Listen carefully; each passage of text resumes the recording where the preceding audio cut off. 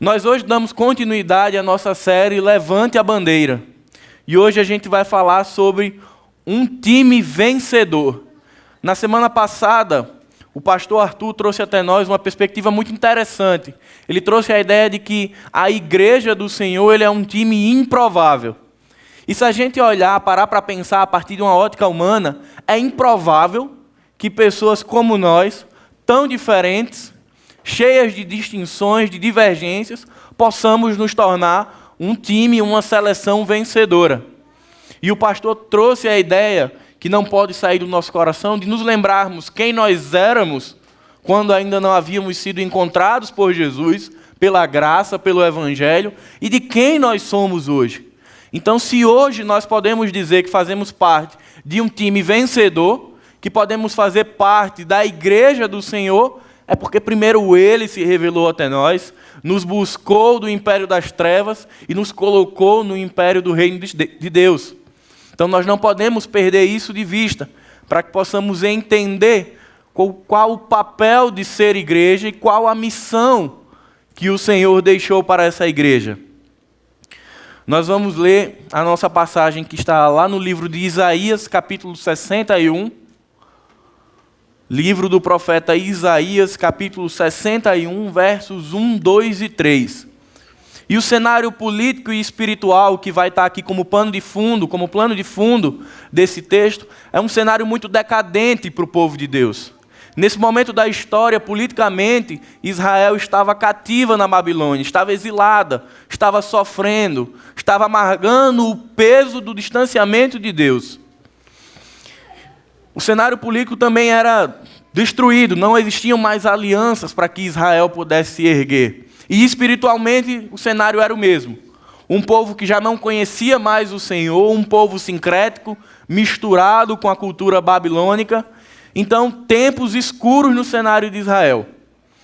E aí vem Isaías, considerado nas Escrituras como o príncipe dos profetas, por ser aquele homem que traz mensagens confrontadoras ao povo, mensagens de juízo sobre o povo, mas também mensagens de esperança, que apontam para a vinda do Messias. E aí ele vai trazer ao coração do povo exilado os versos 1, 2 e 3 de Isaías 61. Diz a palavra do Senhor: O Espírito do Senhor soberano está sobre mim, pois o Senhor me ungiu para levar as boas novas aos pobres. Ele me enviou para consolar os de coração quebrantado e para proclamar que os cativos serão soltos e os prisioneiros libertos. Ele me enviou para dizer aos que choram que é chegado o tempo do favor do Senhor e o dia da ira de Deus contra seus inimigos. A todos que choram em Sião, ele dará uma bela coroa em vez de cinzas, uma alegre bênção em vez de lamento, louvores festivos em vez de desespero. Em sua justiça serão como grandes carvalhos que o Senhor plantou para a sua glória. Pai amado, Pai bendito, muito obrigado, Senhor, por nos fazer igreja, Senhor. Muito obrigado, Pai, porque o Teu amor e a Tua misericórdia nos alcançaram, Senhor. Nos tiraram de uma realidade de condenação e nos trouxeram para o privilégio de desfrutarmos de uma vida que é eterna ao Teu lado, Pai. Queremos Te pedir que o Teu Espírito aqueça o nosso coração, ilumine nossa mente para a mensagem do Evangelho e que encontre um terreno fértil, onde a semente possa ser plantada, germinada e que venha a frutificar no meio da Tua igreja. Prepara-nos para ter esse encontro, para nos alimentarmos da Tua palavra, Senhor. É isso que nós Te oramos e já Te agradecemos. Amém. Quando paramos para pensar num time vencedor, e aí falando de futebol, a gente vai lembrar de alguns momentos na história do futebol. Vamos lembrar de alguns momentos onde existia um monopólio de um determinado time. Quem gosta de futebol aqui vai lembrar do período do Flamengo de Zico. Controle ali do campeonato carioca, do campeonato nacional, um domínio. Vai lembrar da era Parmalat, do Palmeiras, com investimento. Vai lembrar da era Tite, vai lembrar da era do São Paulo. Tenho que falar porque eu fui cobrado no primeiro culto, porque eu não falei de São Paulo. Teve também uma era de domínio. Mas muito mais do que um cenário onde um time se sobrepõe, existe algo por trás de um time vencedor. Muitas vezes é muito fácil olhar para uma equipe de esporte e dizer, eles perderam ou eles ganharam. Por trás desta imagem de uma conquista ou não, existe uma realidade por trás. Existe uma realidade de empenho, de investimento, de motivação, de paixão pelo que se faz, de dedicação, que vai muito além do resultado. E quando nós paramos para pensar que a igreja do Senhor, ela é chamada de uma igreja vitoriosa, também existe um algo a mais, além desse fato que é real na palavra do Senhor. Diferente de uma equipe de esporte que ela convive com a possibilidade de vitória e derrota, a igreja do Senhor, ela só tem a possibilidade de vitória. Existem situações difíceis para a igreja, onde a igreja muitas vezes ela é abalada, mas pelo poder de Jesus que se manifesta no seio da igreja, a igreja ela é vencedora, ela é um time campeão. Mas por que muitas vezes nós sofremos tanto para chegar ao título? Por que muitas vezes a igreja tem que patinar tanto, sofrer, se desgastar tanto para conseguir chegar onde ela deveria? Uma das grandes questões é que não se entende o que é que forma um time campeão. Jesus ele nos diz que a igreja ela é vitoriosa. Não porque somos especiais, não porque tem nenhuma estrela na igreja, não porque tem um crente de ponta aqui, mas pelo contrário, somos todos iguais diante da cruz de Jesus.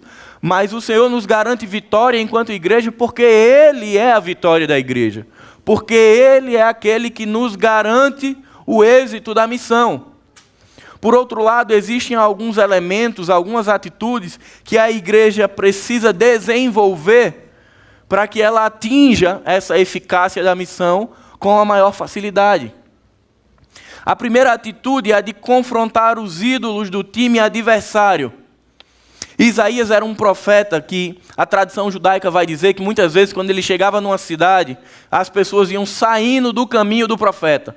Elas não queriam ter um encontro com Isaías porque temiam o que Isaías poderia estar trazendo. Era uma mensagem de paz ou de juízo. Porque Isaías confrontava os ídolos que Israel ostentava, os ídolos que Israel se prostituía. Isaías se posicionava ante a face da realidade.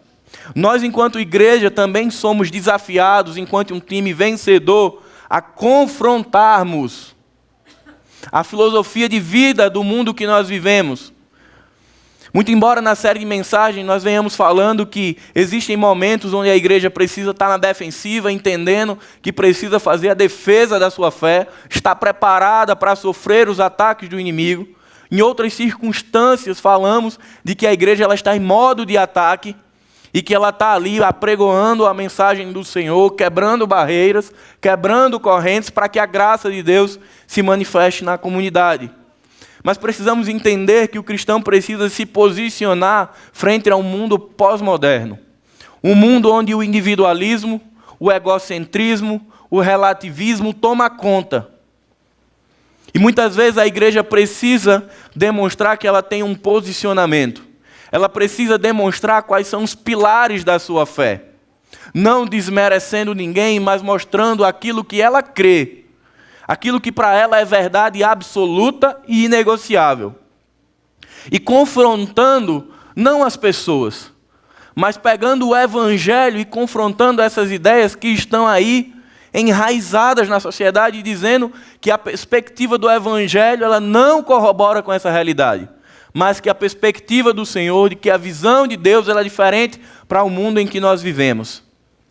Uma segunda atitude de um time que é campeão, de um time que é vencedor, de uma igreja que entende que tem ao seu lado o Senhor dos senhores, o Rei dos reis, é ser uma igreja que está preparada para qualquer situação de jogo.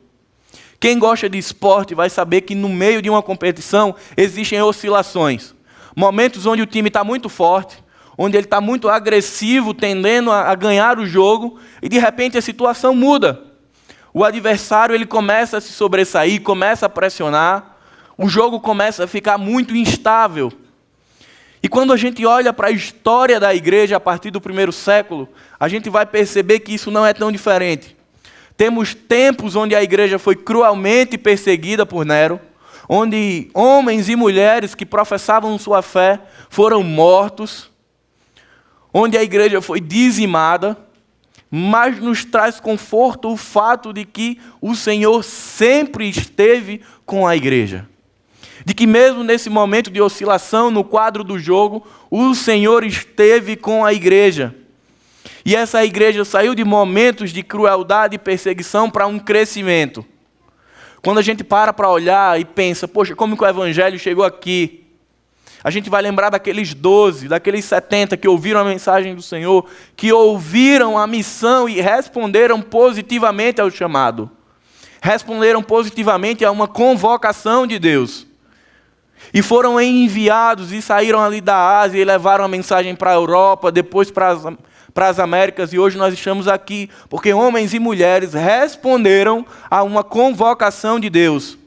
E entenderam que essa convocação não era para um jogo fácil, é para um jogo que muitas vezes tem altos e baixos, mas que tem a certeza de que o Senhor está com esse jogo. Vivemos tempos onde a doutrina da graça e a igreja tem sido fortemente atacada. Igrejas caricatas, verdadeiros shopping centers, onde consumidores do Evangelho, consumidores de Jesus, pagam uma taxa mensal para ir lá e desfrutar a seu bel prazer e não ter compromisso e nem muito menos nenhum envolvimento com a missão. Eles apenas vão para um fast food, ficam entorpecidos e voltam para suas casas. Mas quando nós falamos de uma igreja verdadeira, de uma igreja do Evangelho do Senhor, de uma igreja teocêntrica, nós não podemos deixar de lembrar do doce presente que o Senhor nos deu, que é a nossa missão. E talvez nessa noite a gente possa pensar, mas que missão é essa? Que convocação é essa que o Senhor fez para que eu seja coparticipante? Mas antes de falarmos sobre essa missão, eu gostaria de citar Hernandes Dias Lopes, que ele vai falar: criar mecanismos de fuga para justificar a preguiça e a omissão na obra é abandonar o compromisso com o Evangelho. É uma palavra muito dura e confrontadora do pastor Hernandes para a sua igreja, para a igreja brasileira. Porque ele traz à tona um fato de que muitas vezes eu buscamos desculpas para justificar o nosso descompromisso com a missão de Deus. Ou para justificar a nossa preguiça ou omissão em cumprir a missão que nos foi delegada. Não tem como pensar em ser igreja sem pensar em cumprir a missão.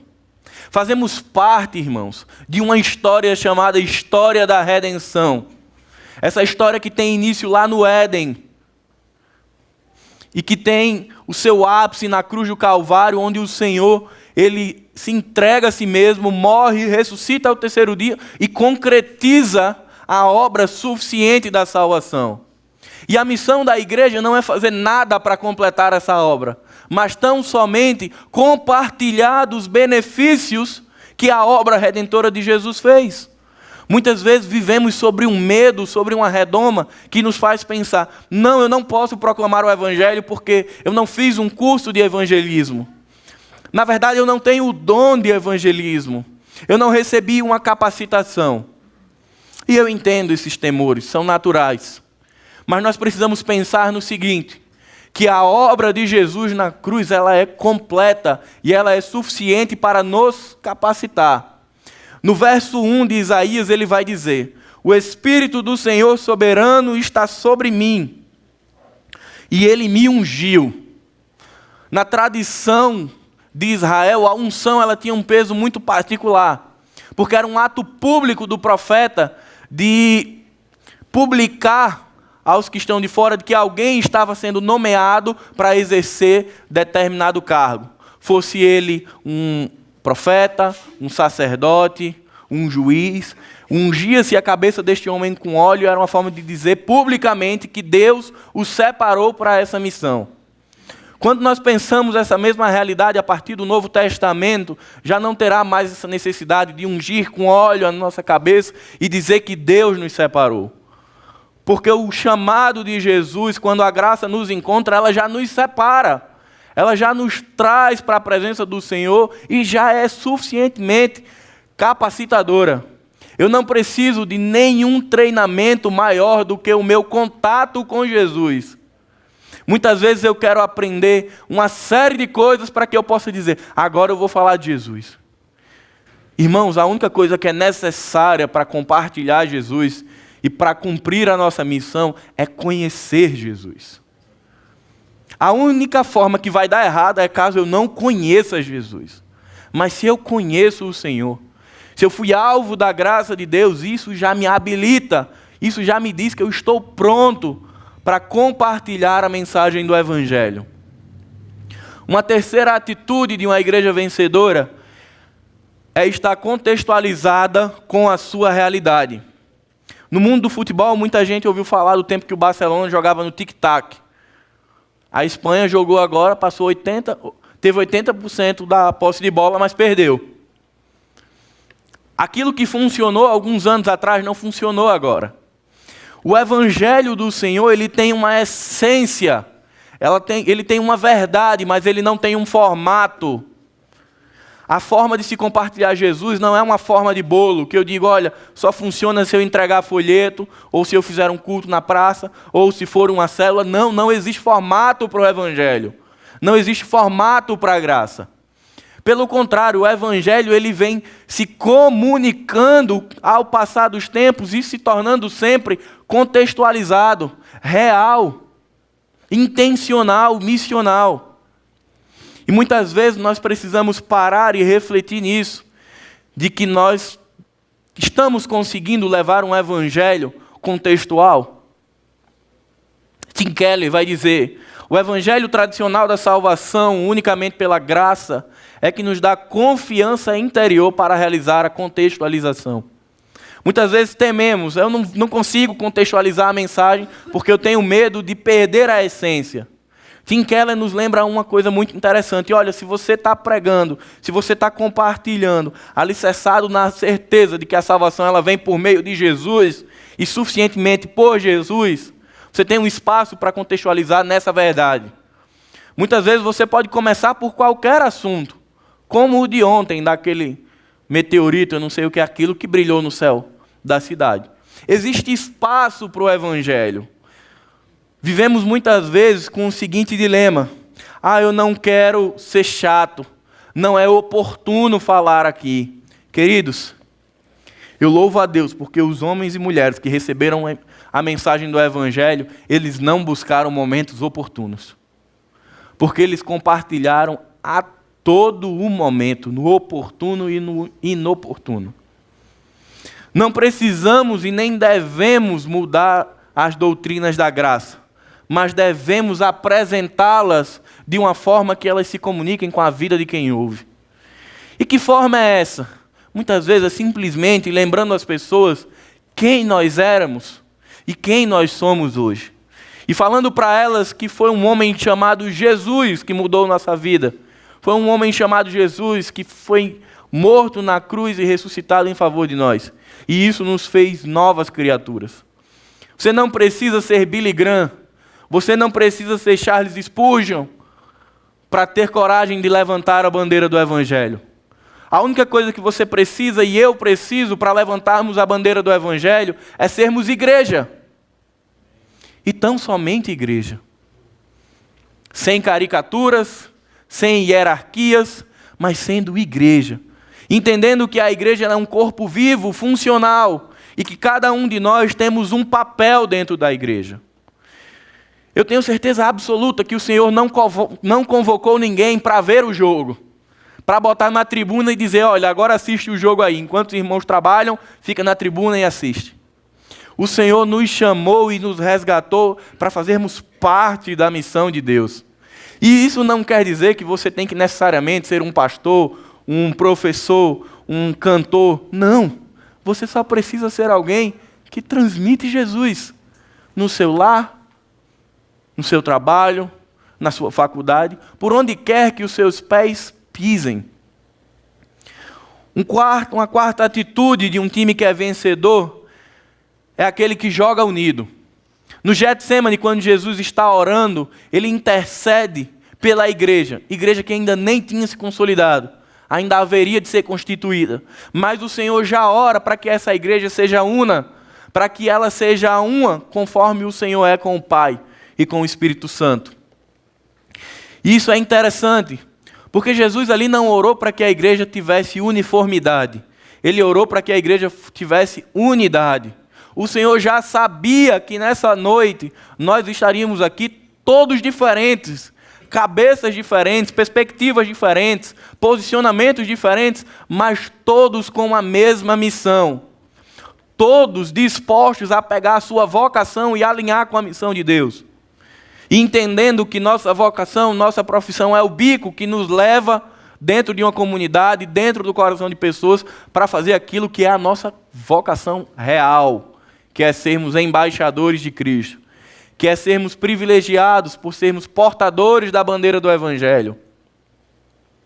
E para que isso aconteça, precisamos ser unidos.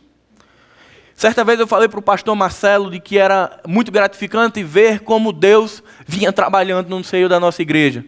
De ver como grandes coisas Deus tem feito por meio de nós.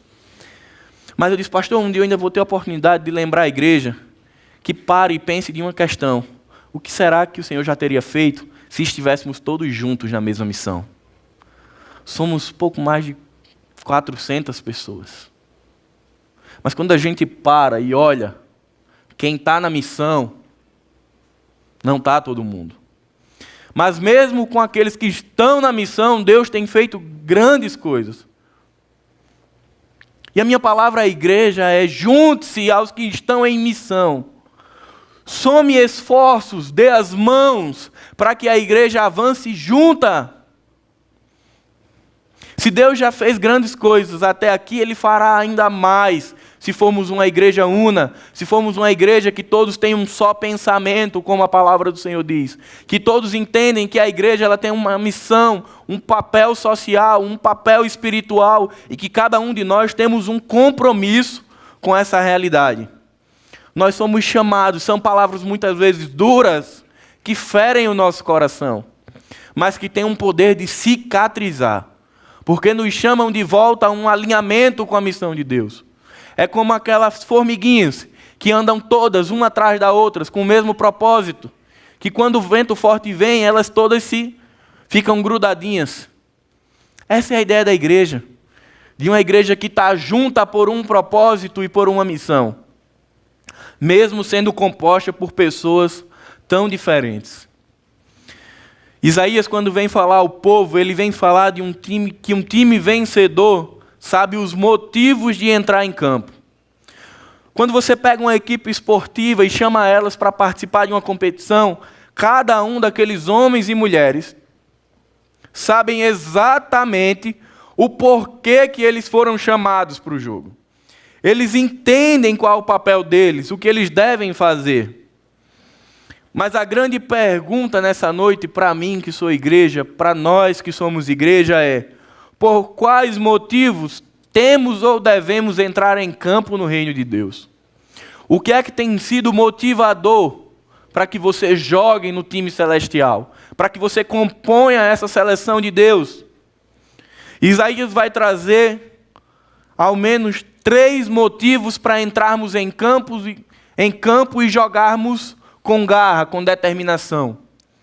O primeiro motivo é porque fomos convocados. A gente acabou de ser eliminado aí da Copa do Mundo, uma tristeza para a nação, para os jogadores, mas há alguns dias atrás aqueles homens foram convocados pelo técnico Tite. E aí eu não sei quantos dos irmãos tiveram a oportunidade de ver a reação das famílias e a reação dos jogadores quando foram convocados. Aqueles homens celebravam, exultavam, choravam, porque foram chamados para uma Copa do Mundo, um evento de 30 dias, de 4 em 4 anos. E quando eu vi aquela cena, eu fiquei triste, porque me fez pensar em qual foi minha reação quando eu fui chamado pelo Senhor dos Senhores. Como que o meu coração tem se portado diante da convocação de Jesus? Jesus não nos chama para uma Copa do Mundo, nem muito menos para um evento de 30 dias. Ele nos chama para fazer parte da história da eternidade, para sermos canais de bênção, para sermos fios condutores da graça de Deus até que Ele venha.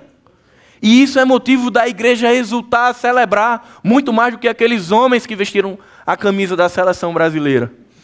Então, o primeiro motivo de entrarmos em campo é porque fomos chamados pelo próprio Deus para fazer parte dessa missão. E precisamos ter em mente que não somos merecedores, dignos dessa missão, mas é a graça de Deus que se manifesta através de nós e nos habilita. A palavra de Deus vai dizer que antes de Jesus nós éramos trapos de imundície. Em outras palavras, verdadeiros pernas de pau. E aí o Senhor vai lá, olha para essas pessoas, pernas de pau, e diz: é com vocês que eu quero contar. São vocês que eu estou chamando para compor a equipe. E Ele nos chama, nos convoca, nos habilita, nos prepara e nos envia para cumprir a missão.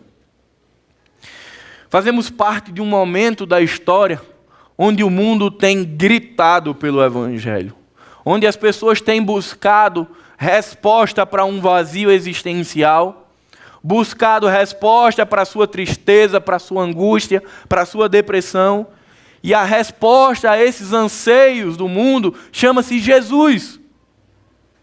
E essa resposta está dentro de nós. Aquilo que pode transformar a vida, que pode mudar a realidade do mundo, chama-se Jesus e está conosco. E talvez você pense nessa noite: não, Paulo, você está sendo muito otimista, achar que porque eu vou falar de Jesus, o mundo vai mudar. Pelo contrário, eu vou dizer que eu estou sendo até pouco otimista. Porque quando eu paro para olhar o resultado de 12 homens que entenderam e responderam ao chamado de Jesus, e eu vejo a história da redenção que começou a ser transmitida por aqueles homens, 12 chegou até aqui, eu me pego a pensar o que faria o Senhor com 45 milhões de cristãos brasileiros se eles se dispusessem a responder positivamente a essa convocação. Achar que o Brasil mudaria completamente, isso é o mínimo que aconteceria, com 45 milhões de cristãos eficientes e eficazes no cumprimento da missão. Precisamos entender a natureza dessa missão. Ela não é somente natureza espiritual, ela tem desdobramentos práticos, sociais, físicos, emocionais. A obra redentora de Jesus, ela é integral no homem. É lógico que nós só estaremos totalmente prontos, glorificados, quando estivermos com Jesus. Hoje ainda sofremos as marcas do pecado, mas a obra de Jesus, ela foi integral na nossa vida. E o nosso papel não é nos preocuparmos em sermos os salvadores. Muitas vezes alguns cristãos e igrejas sofrem porque se penalizam pensando: mas eu não vou conseguir salvar, e não vai mesmo. A obra salvífica de Jesus é feita somente por Ele. O papel da igreja não é salvar ninguém. Esse papel é do Senhor. A palavra de Deus vai dizer que é o Espírito Santo quem efetua no coração do homem e o convence do juízo e do pecado. O papel da igreja é transmitir essa verdade, esse evangelho. Eu gosto muito de imaginar a igreja como sendo o fio condutor da graça de Deus. O Senhor fez a obra redentora, o Senhor nos encontrou e nos colocou como o fio que leva esse poder de Deus, chamado Evangelho, até o mundo. O poder é do Senhor, mas a transmissão foi dada à igreja.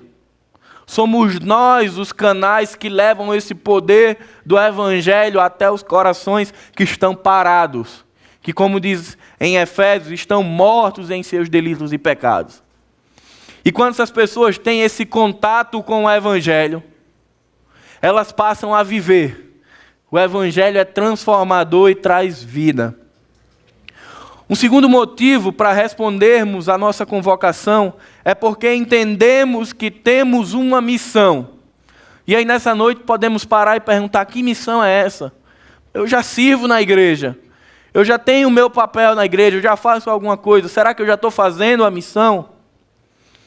Nossa missão é responder positivamente ao chamado do Mestre, seja ele de pregar, de curar, de amar, de relacionarmos com outras pessoas, de abraçarmos pessoas. O Senhor tem feito chamados à sua igreja. E muitas vezes nós esperamos por um chamado sobrenatural que diga: Paulo, levanta-te e vai até a Escócia e prega lá. E aí, queridos, eu tenho muita dificuldade de entender os chamados específicos dos específicos. Pessoas que têm um chamado diretivo de Deus para um determinado lugar longínquo do mundo, mas que só vão amar aquelas pessoas. A missão de Deus, ela não classifica pessoas. A missão de Deus é de transportar, de proclamar o Evangelho a todo aquele que não conhece Jesus. Se Deus me direcionou para um determinado lugar do mundo, amém, Ele me direcionou. Mas eu tanto amo aquelas pessoas como eu amo os perdidos que estão aqui. A obra para a qual o Senhor tem nos chamado não é a obra para ser feita no terreno do templo. É a obra para ser feita por onde quer que estejamos. Achar que a nossa missão hoje está resumida à vocação e está ali resumida aquele espaço geográfico, não. A missão da Igreja Batista Zona Sul é proclamar Jesus por onde ela estiver. Amém que vai ser no terreno também. Mas é por onde quer que a planta dos nossos pés possa vir a passar. Sabendo que essa mensagem, essa bandeira que nós levantamos, ela fala de libertação, justificação, redenção, salvação e glorificação. Levamos uma verdade absoluta ao coração das pessoas, que faz com que elas entendam quem elas são e quem o Senhor deseja que elas sejam. E quando elas têm um encontro com a graça do Senhor, não há espaço a não ser se render diante da graça. A palavra de Deus vai dizer: como ouvirão se não há quem pregue? A minha oração é que nessa noite nós, Igreja Batista Zona Sul, possamos ter uma resposta para o Senhor dos Senhores. E que seja: Senhor, nós, Igreja Batista Zona Sul, estamos aqui, envia-nos a nós. Que essa possa ser uma verdade dita por toda a igreja. Senhor, envia-nos. Pai, eu quero cumprir a tua missão. E a terceira atitude de uma equipe que entende porque deve entrar em campo é de que ela deve estar pronta para a partida. Ela deve estar preparada. No futebol, quando você vai ter uma substituição, o jogador que vai entrar, ele tem que fazer um aquecimento ali. Se preparar, alongar a musculatura para entrar no jogo. No reino de Deus, na partida celestial, nós já estamos prontos. Nós não precisamos nos aquecer, porque nós já somos aquecidos pela presença de Deus em nós. O nosso coração já deve arder em pregar a mensagem do Evangelho. Nós já devemos estar extremamente aquecidos em sermos uma igreja vibrante, que resplandece a imagem de Jesus por onde quer que passe. Mas infelizmente a igreja do século XXI ela tem vivido entorpecida. Estamos cheios de teólogos nas igrejas, cheios de conhecedores de apologética, de hermenêutica, de grego, de hebraico, mas que não conhecem Jesus e não conhecem a missão, que se deliciam em debates prolongados, mas que não conseguem amar. E aí eu não estou aqui falando contra a teologia, eu sou favorável à teologia, eu amo teologia. Mas toda teologia ela tem que nos levar até as pessoas.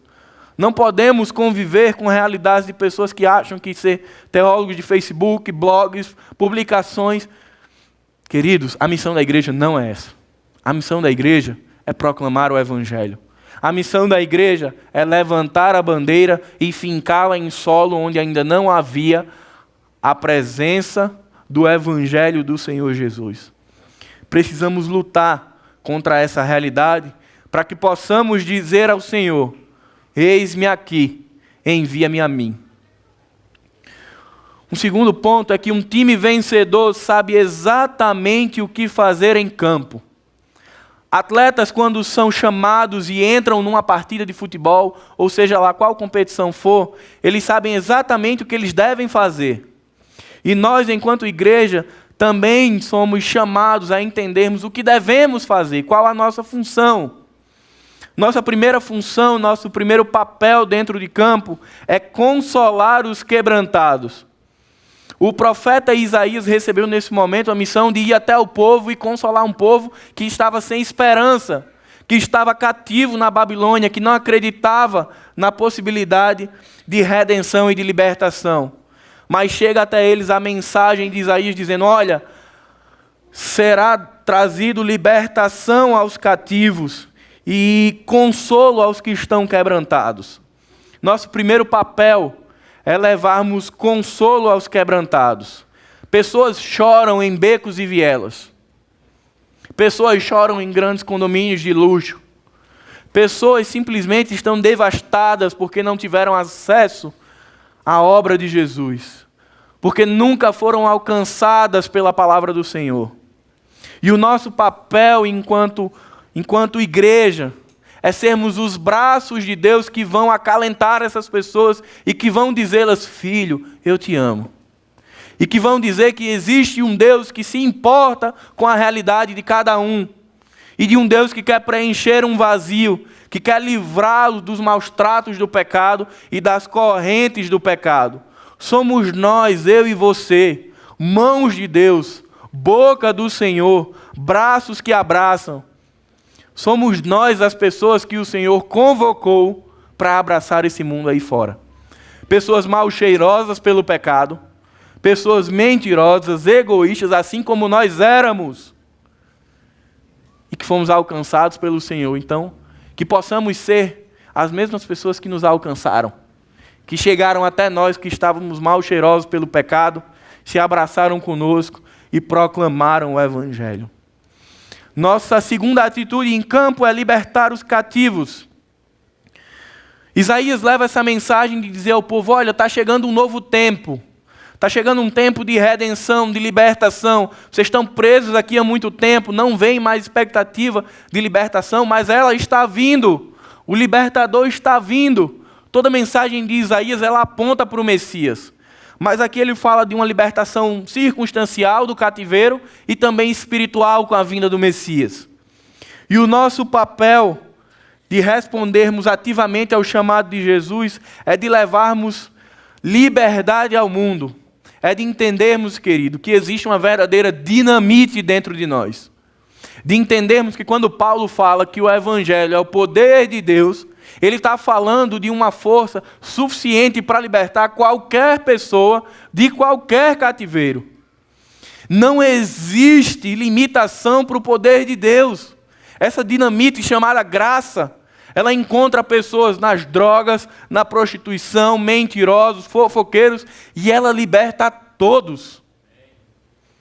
E o nosso papel é pegar essa bomba atômica de Deus que reside em nós e lançá-la sobre o mundo. E esperar os efeitos colaterais.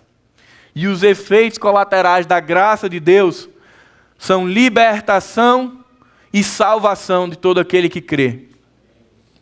Nossa terceira atitude em campo é anunciar aos pobres. É entendermos que pobres aqui não são aqueles que estão abastados ou distantes de uma capacidade financeira, mas são todos aqueles que não conhecem Jesus.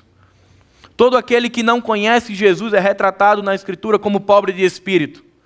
Então esse dínamo, essa dinamite que temos em mãos é para ser ofertada, é para ser compartilhada com todos. Qualquer pessoa que ainda não conhece a Jesus. Essa é a missão da igreja. O Senhor nos diz: levante-se, caminhem, proclamem e se relacionem com este povo. Não façam categorizações, não rotulem, amem. Olhem para cada pessoa que não conhece Jesus e veja ali uma oportunidade de redenção. E aí eu queria trazer, irmãos, o privilégio de pensarmos que nós podemos fazer parte da história da redenção de alguém. Que nós somos cooperadores da missão de Deus. E de pararmos um dia, daqui a 30 anos, e olharmos quantos filhos na fé eu tenho. A quantos eu tive o privilégio de compartilhar o Evangelho e vê-los sair da morte para a vida e vê-los agora produzir frutos. Você já imaginou nesse prazer? Você parar e olhar: ó, lá vai meus filhos, meus netos, meus bisnetos, entendendo que isso faz parte da sua história com Deus e da sua caminhada na missão. São pessoas que você levantou, que você pregou. De você ter a oportunidade, como o pastor Marcelo já tem feito na igreja, na hora do batismo, da publicação de fé, você está lá com aquela pessoa, descendo as águas com ela, fazendo parte da história dela. Essa é a missão da igreja, essa é a convocação do Senhor. Por fim, um time vencedor é premiado ao final do jogo.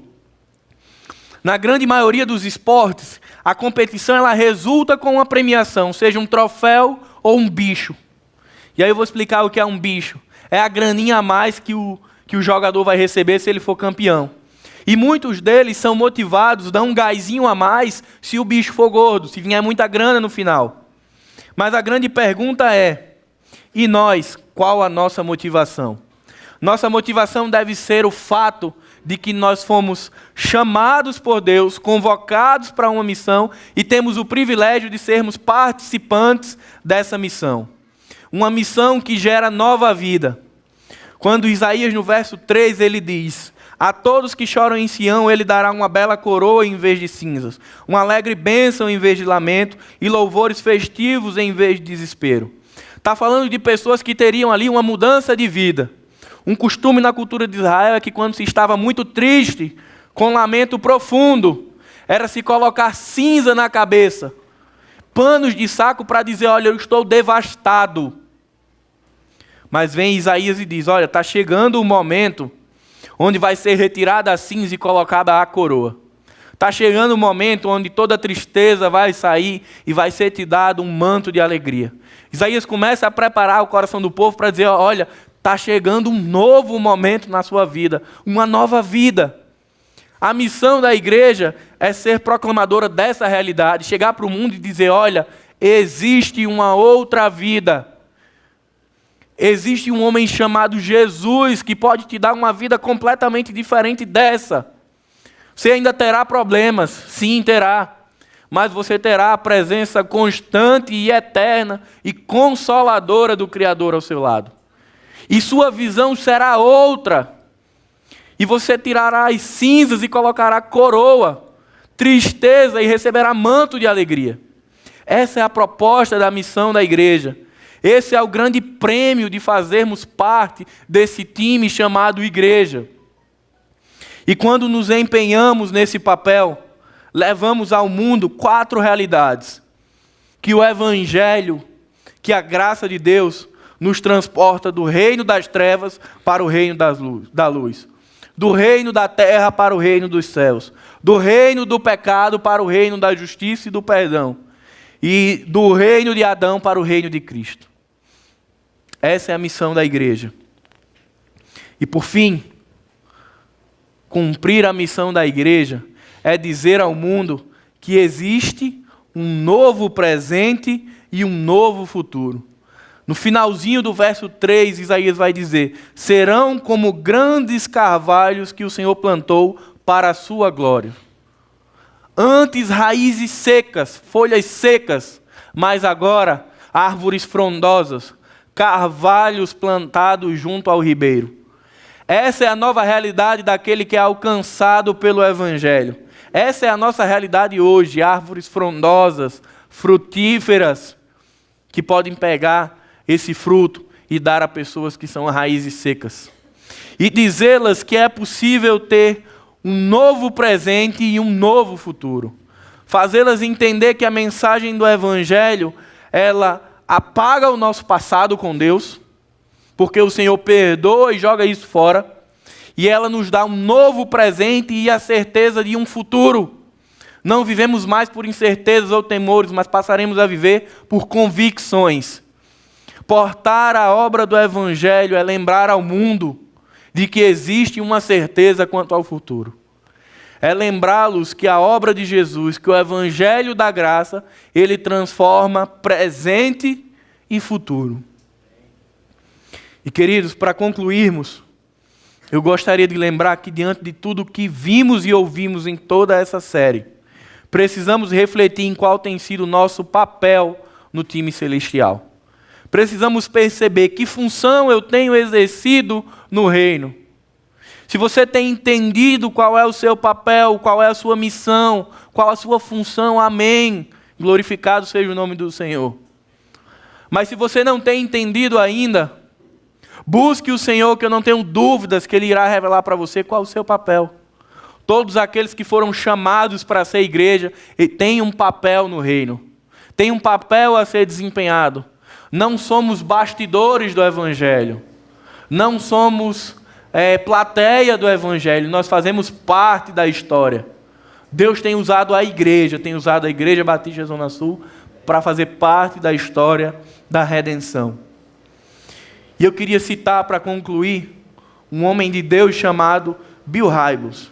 E ele vai dizer: a igreja mais importante do mundo é a que Deus está edificando dentro de você. Temos às vezes algumas preocupações quanto ao tamanho do templo, quanto à capacidade financeira, quanto à quantidade de tecnologias que temos para nos dar estrutura, mas o Senhor nessa noite Ele está dizendo: olha, a igreja mais importante do mundo não é essa daqui que você está vendo, esse templo. É a que eu estou construindo no meu relacionamento contigo. E talvez você olhe aqui e diga: como é linda a Igreja Batista Zona Sul. Mas eu queria que você refletisse nessa noite. A igreja que o Senhor tem construído dentro de você, dentro de mim, qual a imagem desta igreja? Tem sido uma igreja bela, ornamentada, frutífera? Ou tem sido aquela igreja acanhada, longe de todos e um tanto quanto apagada? Que tipo de igreja temos sido? Aquela que pertence a um time vencedor ou aquela que vive à margem da realidade, apática e desestimulada? A minha oração é que o Evangelho chegue no coração da nossa igreja de tal maneira e com tamanha força que não exista espaço para que ninguém fique no banco, que não exista espaço para que alguém fique olhando a vida acontecer. No Evangelho, nós somos aqueles que puxam. Meu antigo pastor, ele me disse o seguinte: a igreja é como uma carroça. Existem os que estão na frente puxando, trabalhando, lutando, participando da missão. Tem os que estão em cima, assistindo os outros trabalharem. E tem os que estão atrás, prejudicando a realidade da missão. A minha oração é que todos nós possamos estar na frente da carroça. Que todos nós possamos dizer: Senhor, eu estou aqui. Envia-me, Senhor. Se é a minha família, envia-me. Se é ao meu trabalho, envia-me. Mas, Senhor, usa-me conforme Tu queres. A minha oração é que nossa igreja seja inflamada pelo poder de Deus. Às vezes a gente brinca tanto com outras denominações, mas que a gente possa realmente arder a mensagem do Evangelho em nosso coração. E que isso nos desperte para a missão da igreja. Que não sejamos uma igreja que está muitas vezes entorpecida ou anestesiada, mas que sejamos uma igreja extremamente sensível ao toque de Deus. Que no menor estalar de dedos, nós estejamos prontos para dizer: Senhor, estou aqui, para onde o Senhor quer que eu vá. Pai amado, Pai bendito, muito obrigado, Senhor, por esse tempo de uma palavra que nos confronta, Pai. Senhor, muito obrigado por nos lembrar quem nós éramos e quem nós somos, Pai. Pai, queria te pedir que o Teu Espírito que habita em nós, Pai, que Ele nos incomode, Pai, que Ele nos inquiete o coração e que Ele nos desperte e nos aqueça quanto à nossa missão, Senhor. Senhor, que a Tua graça que abunda em nossos corações, Pai, ela nos lembre do privilégio de sermos discípulos, Senhor. Que elas nos lembrem que nossas mãos são as mãos de Deus nessa terra, Pai. Que o nosso corpo, ele abraça e ama pessoas e transmite o Evangelho, Pai. Que possamos ser uma igreja que marcha, que mesmo diante de dificuldades, de adversidades, continua olhando para a frente e vendo Jesus. Que possamos olhar, Senhor, à nossa frente e Te ver de braços abertos dizendo: Filho, vem. Filho, eu estou contigo desde o momento em que acordas até o momento que dormes. Em tudo que colocares a planta dos Teus pés, Filho, eu estou contigo, Senhor. Que nós possamos crer e viver esta realidade, Pai. Que nós possamos ser cristãos de fato, igreja de fato. Que nossa igreja, Pai, Igreja Batista Zona Sul, ela seja um farol por onde quer que ela esteja. E quando as pessoas nos olhem, não vejam um templo, não veja um equipamento, mas veja Jesus. É isso que nós te oramos e te agradecemos, em nome do teu Filho amado Jesus. Amém.